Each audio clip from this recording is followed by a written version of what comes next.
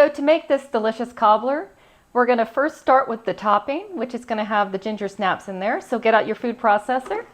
We're going to start with 3/4 cup of those delicious ginger snaps I made on a previous video, or you can just use store-bought. These are on the softer side, so I like these. Try to get some chewy ones if you don't want to make them. To that, we're going to add 1/3 cup of oats, 1/4 cup of packed brown sugar, 1 tablespoon of crystallized chopped ginger. I get mine at Trader Joe's. It's perfect. This time of year, they have a lot of that in the stores. If you really like ginger, you can add more, but 1 tablespoon seems to be enough for me because it's pretty strong. Then we're going to add 1/4 cup of walnuts, 2 tablespoons of all-purpose flour. You can use whole wheat if you'd like. 1/2 teaspoon of salt.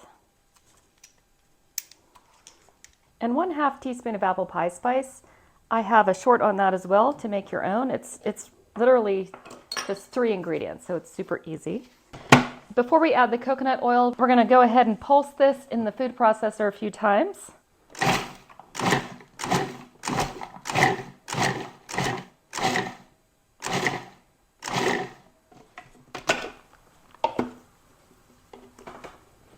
You can see how that's looking. Some little pieces of cookie left, which is fine. So now we're going to go ahead and add that coconut oil. So I'm starting with 4 tablespoons of coconut oil.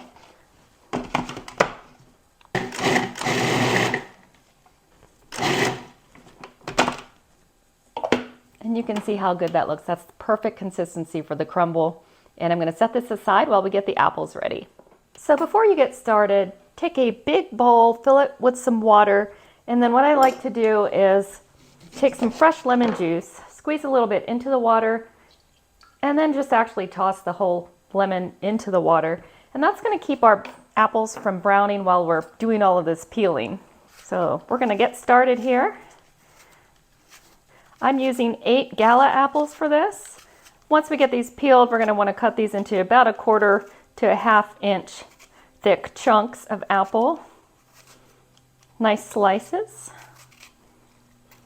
This reminds me of the movie Sleepless in Seattle when they're peeling their apples on the telephone. I try to do it in one big piece, but that doesn't usually work out for me so well. This is going to bake in an iron skillet after all, so it can be pretty rustic. You can leave a little skin on there, here and there if you'd like. And cut off any of those little brown spots you don't like on there too.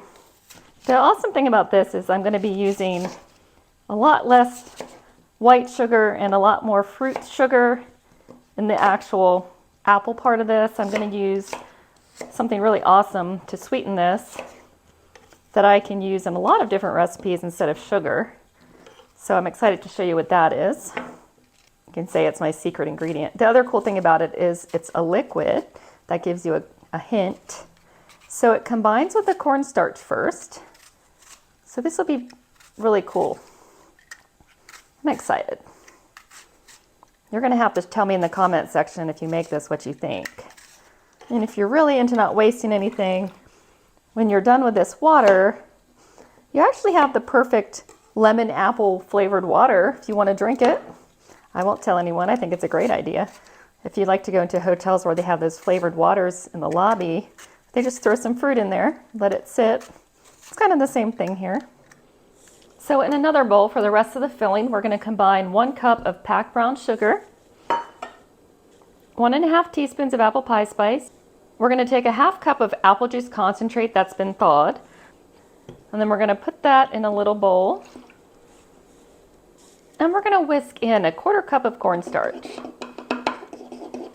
I want to get all of that cornstarch to dissolve. So once that's all dissolved, we're going to add that to the bowl with your brown sugar and your apple pie spice. Then lastly to that, we're going to add 2 tablespoons of lemon juice. And then all we have to do is transfer the apples. Trying to get rid of all of the water. And then we're just going to stir those up. So we're going to preheat that oven to 350 and get out the iron skillet. We're ready for the last step. You're going to want to use a 10-inch cast iron skillet for this. So So we're going to go ahead and pour these apples into that skillet.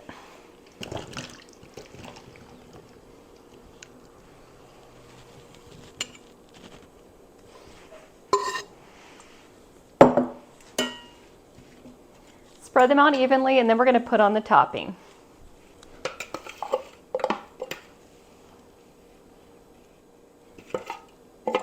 And lastly, we just have to throw these in the oven and bake it for 30 minutes at 350 degrees.